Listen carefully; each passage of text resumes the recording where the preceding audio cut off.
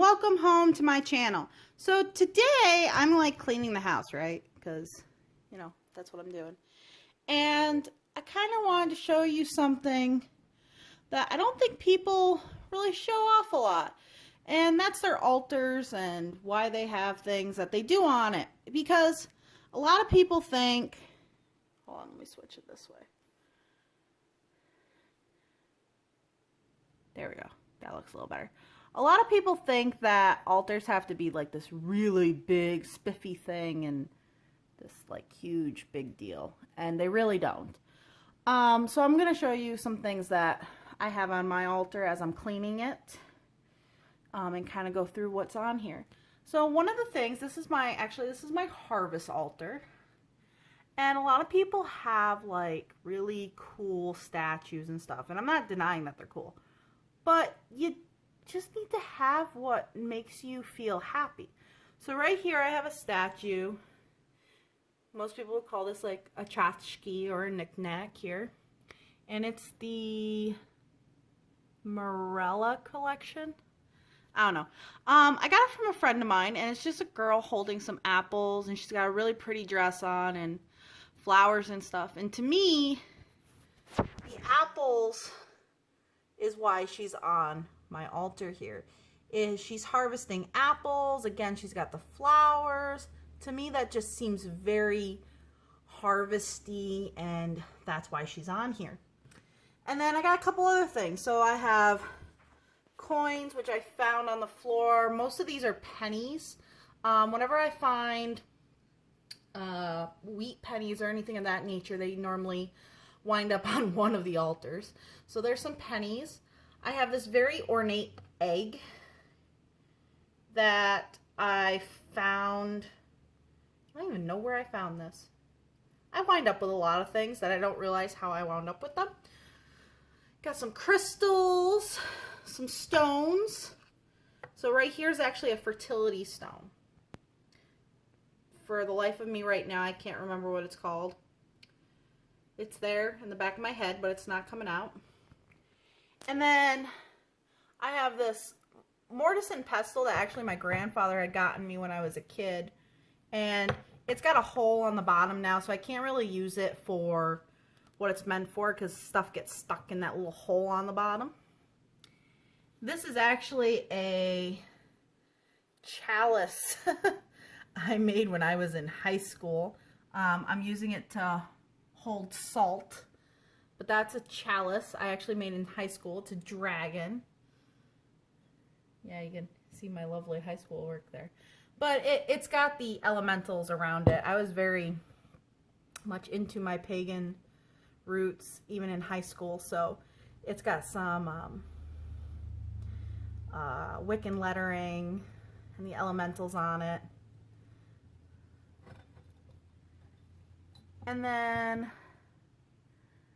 I got this right here. This is a pitcher. It's a water pitcher. And on it, it's got like wheat or wheat looking stuff on it. It's crystal. Right now inside of it is actually a broom corn. This was also inside of it as well. They kind of fell off after a while, but that was in there. I was in the process of cleaning this before I realized I wanted to do this video. So this right here is actually a wheat glass. It's got wheat on it. It's kind of hard to see. Let me move my hand up without breaking it here. So it's a wheat glass. So again, this altar is my harvest altar. So it is very much ornated with that. I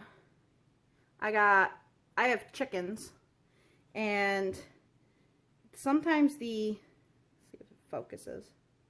Sometimes the chickens have really big, it's not focusing very well. Let me put it back up there and then see if it will focus a little better.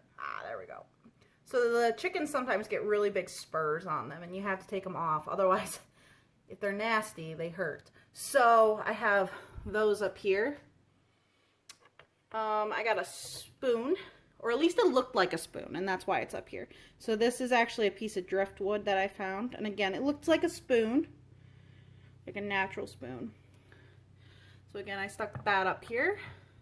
I have another dish that I made when I was in ceramics class of high school. So I have another dish here. I use this for herbs or whatever have you. There's actually a broken piece of ceramic in here. I don't know where that came from, hence why I'm cleaning this. So I'll use this for like water or other offerings.